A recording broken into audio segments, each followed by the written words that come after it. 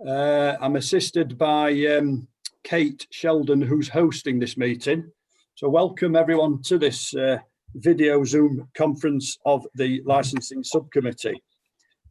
Just a couple of little housekeeping issues. If we can ask people to put themselves on mute when they're not speaking, it just helps with any problems of feedback and things, helps the meeting run smoother.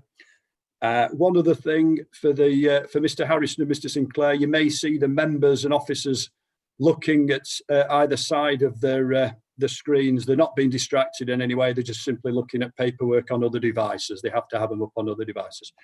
So, okay, I'll hand you over to the chair of the meeting, Councillor Andy Bainbridge. Hi, good afternoon. Welcome to this afternoon's Licensing Subcommittee. As John said, my name is Councillor Andy Bainbridge. I'll be chairing this afternoon's meeting. We will start with, first of all, need to say this is a quasi-judicial meeting. And we first of all go around and introduce ourselves. So the members of the committee who'll be making the decision this afternoon, Ruth. Hello, I'm Councillor Ruth Mercereau. I sit on the Licensing Committee. Thank you. And Mick. Councillor Mick Rooney, ditto. And members of the council will be helping us make that decision today. Samantha. Good afternoon, I'm Samantha Bond. I'm the legal advisor to the subcommittee. And Clive. Hello everybody, I'm Clive Stevenson. I'm the licensing officer for the committee today. Right, thank you. Because it's a quasi-judicial meeting, I now hand over to the solicitor at this point and she goes through the procedure for today. Yes, thank you, Chair. So hopefully everyone's got a copy of papers up that they can see. The procedure is on page 24. It looks a lot of information, but I'll just quickly run through it. So Clive, the licensing officer, will introduce the report. If there are any questions concerning the report, that's the time for those to be raised. So if there's anything that's inaccurate or missing or anything like that. We've no responsible authorities or interested parties today who've submitted relevant representations. I believe conditions have already been agreed prior to the hearing with Environmental Protection Services. So what we'll do is go straight over to the applicant just to detail their application and to expand on that if they feel they need to. There'll then be an opportunity for questions by members and officers. The applicant, once again, will have the opportunity to sum up if they feel they need to, if there's any final points they wish to leave us with. And what we'll then do is take the options from the licensing officer as detailed in the report, and we'll then go into a private session with members where they can take legal advice, consider the application, and we'll come to a decision which will notify you as soon as possible. We are up in a bit of an IT issue at the moment, but hopefully we'll be able to phone that decision through to you or drop you an email as to what the outcome is anyway before the formal notice comes through. Just finally as well, it is a public meeting. I'm not sure if there are any press or whatever you have you watching, but the meeting is being webcast live.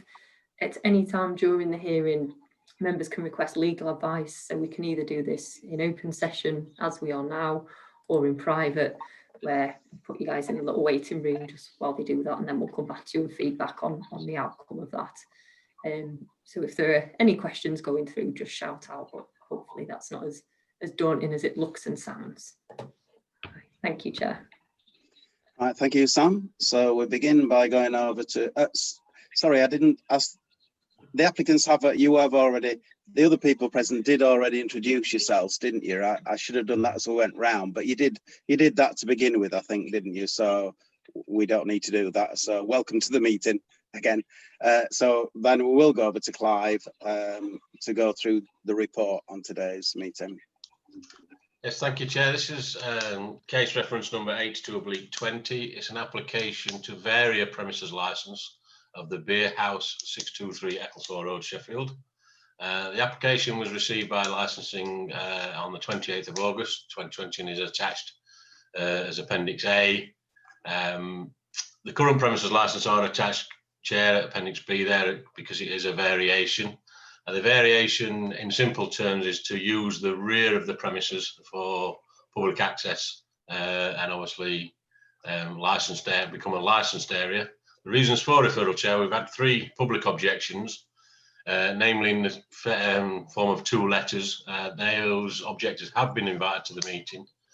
The initial objectors, where they've signed 1 letter, have stated they're not attending, and the 3rd objector I've not heard anything back from, whether they were to attend or not, but they've not turned up to the meeting today.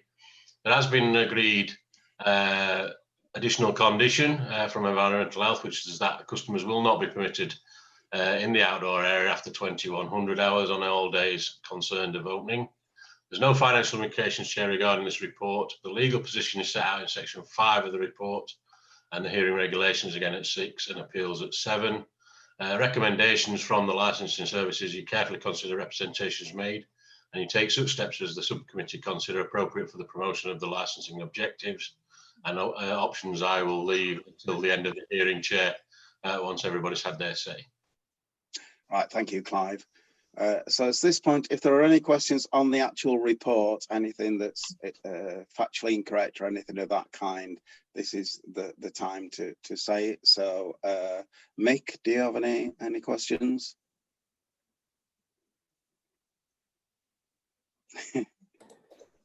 You're on mute.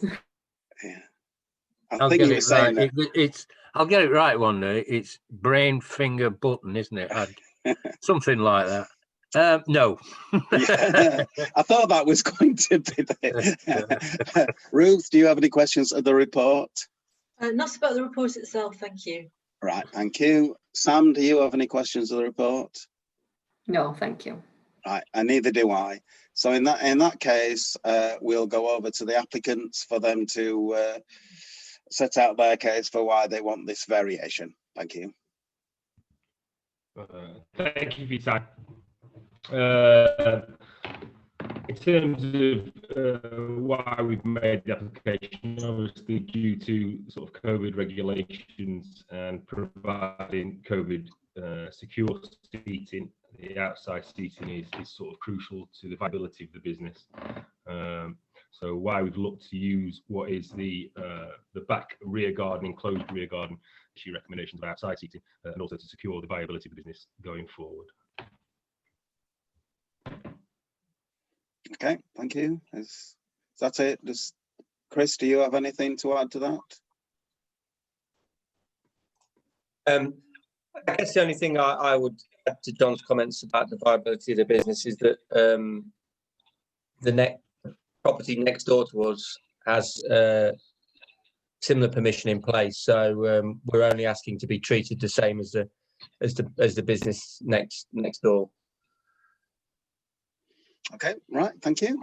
In that case, we'll go over to members for questions. Ruth, have you any questions? Yes, I do. So if the condition is enforced that you would need to ask people to vacate the outside area at 9 o'clock, what do you plan to do to ensure that the area is clear by this time and that there's not people remaining? We have the staff members who have been given notice at 8:15, 8:30 and 8:45 to remove people from the rear garden. John Round gave us permission effectively to use the garden for the last 6-7 weeks. So this has been in practice and has been used with zero issue. Sorry, John, it's a very bad line and I couldn't quite catch your last sentence or two. It's very difficult to, could you repeat the last couple of sentences, please? Yeah, of course, yeah. So the staff members are clearing the garden, giving notice at 8:15, 8:30 and 8:45 for patrons to drink up and leave the garden. John Round, when he came round and did his assessment, and I have it in email from him, he was happy for us to use the garden based on the condition that people would leave the garden at 9 o'clock. That has now been in use for 7 weeks with zero issues around patrons staying past 9 o'clock. Thank you. And while the patrons are out there in the garden, have you any kind of anything in place to avoid people being fairly quiet, not noisy, and to be good neighbours to the people living around? Yeah, in the same way, in terms of it's a very enclosed garden with a high wall and a large bush that goes over to the access to the road, to Neil Road. Obviously, during current times, it's seating only. The micropub in itself doesn't lend itself towards sort of noisy patrons. They're very much respectful people who are sat quietly, having real ale and generally not making noise or these issues. Okay, thank you. Thank you, Ruth. If that's all, I'll hand over to Mick. Do you have any questions? Yes, please. How would you describe, I think you've gone somewhere to describing it, but how would you describe your clientele, age-wise, behaviour-wise, etc., for starters? Yeah, okay, fine. In terms of the micro pubs themselves, obviously it's based around sort of quality of drinks. There is no drinks offers. We don't sell shots. We don't encourage any sort of antisocial drinking. It's very much based around a sort of a quieter clientele. We obviously don't have any music, or we don't have sort of general noise issues. And in the last 6 years, it'll be 6 years in December that we've opened. The clientele is generally a very respectful clientele. The age demographic is quite mixed. We get some younger people, but they're generally older people like me with not as much hair as they used to have. I know the feeling. And if I could just support John's comment, I think the other thing that's relevant here is that in the almost 6 years since we've been trading, we haven't had any incidents or any problems with licensing. So we're kind of, I feel I could say quite confidently, we're not on licensing's radar, if that makes sense. Yeah, I mean, your record is spotless as far as I can see in the records. I think, just to say, I think, go on, Mick. No, you're all right, carry on.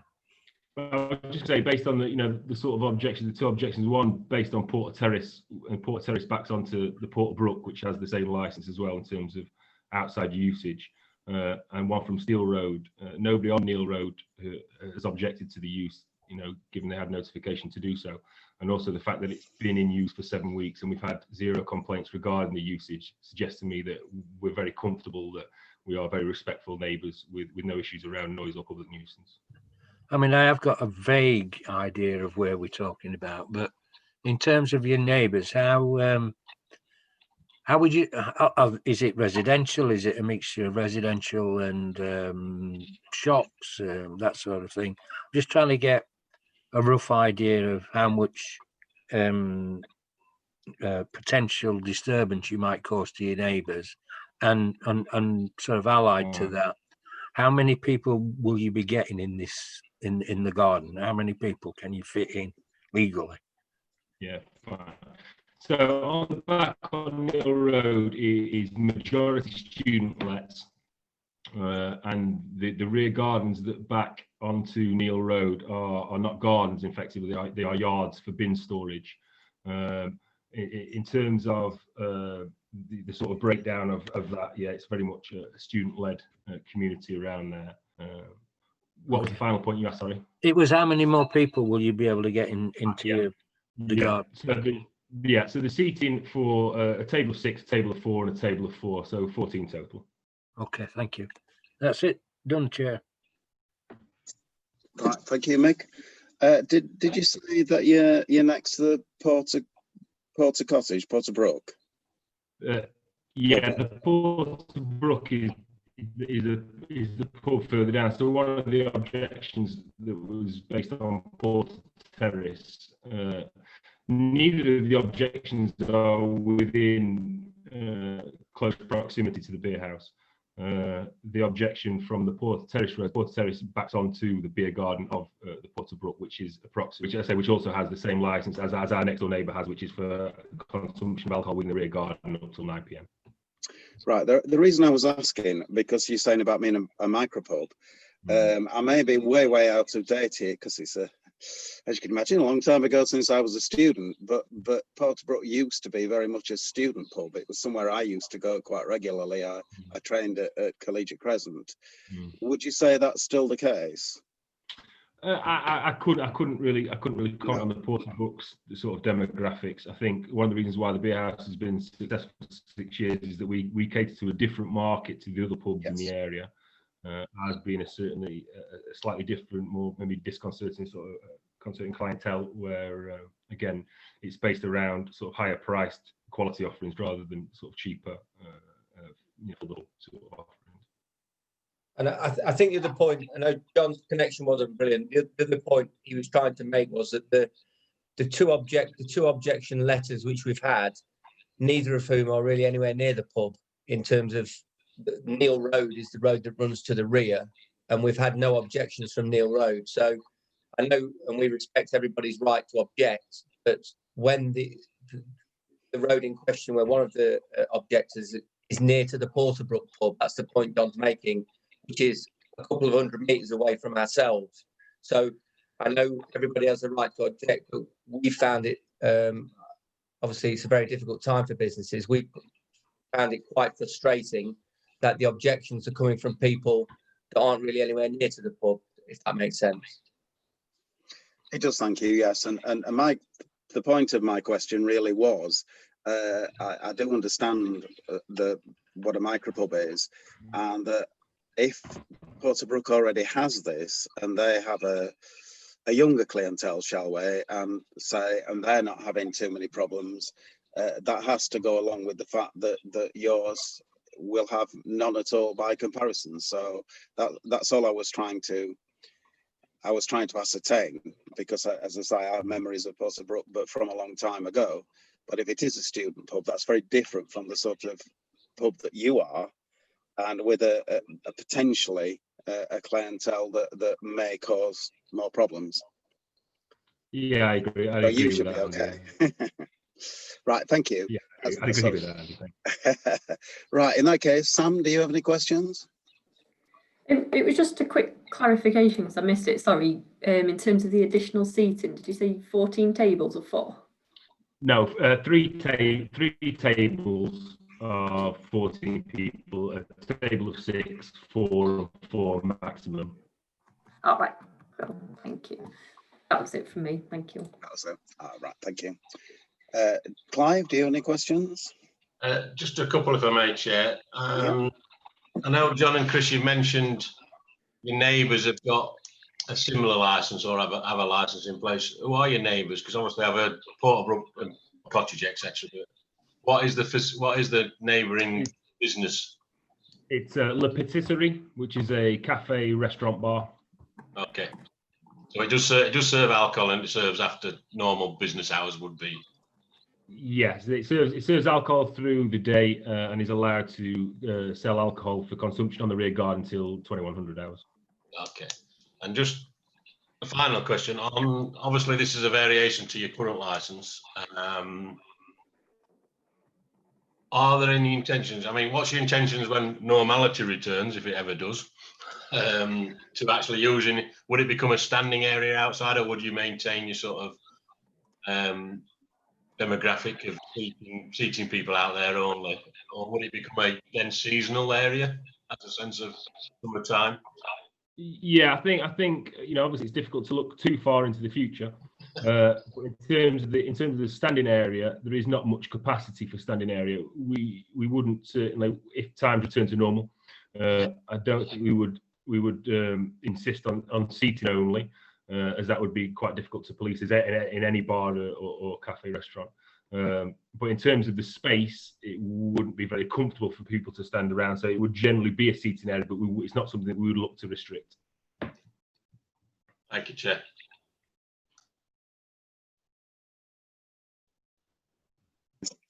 Muted myself. Mick, you have another question? Yeah, you may not be able to answer this, but somebody's mentioned a couple of other premises that have got a similar arrangement, an outdoor drinking seated area. Have we any idea when those licenses were granted? If nobody can answer that, it's not that important. But if it was La Patisserie was granted a license around 2 years ago. 2, right? Okay. Yeah, around 2 years. Yeah. Cheers. Thank you. That's it, Mick. It Thank is. you. Yeah, Ruth, do you have any more questions? No, all right. In that case, it's over to you if you have any summing up to do. You don't have to speak at this point. It's just the opportunity if you think you missed anything or there's anything else you'd like to say, but don't feel you have to. No, I think we've covered the points we need to cover in terms of you know, the objections and the usage, everything else. Again, obviously, just to reiterate, final point, obviously, in terms of the restrictions, tier 2, tier 3 potentially coming in this week, and the shutdowns. You know, in terms of the viability of the business and the usage of this garden is critical to, you know, sort of community hub and things that we've built over the last 6 years, and I hope that obviously we can continue to do what we do for the community, and the garden is crucial for that usage. Okay, thank you. Right, in that case, it's back over to Clive for the options today. Yes, thank you, Chair. The options available to yourselves today are to vary the premises licence in the terms requested by the applicant. You could vary the premises licence with added conditions to any normal conditions they have, and you could reject whole or part of the application, and any terms that you have there to reject the application would obviously be given in reasons to the applicant. Okay, right. Is that it, Clive? Yeah, thank you. Yeah. Right, in that case, thank you very much for attending this afternoon. We now go into private session where we will make our decision. We'll come to it fairly quickly, and hopefully you will hear something today. But as been said, the council's having problems with its technology. So if you don't, I'll apologise in advance. It will simply be because they're having problems, but we will make a decision this afternoon. So thank you very much for joining us today. Yeah, thanks for your time, everybody.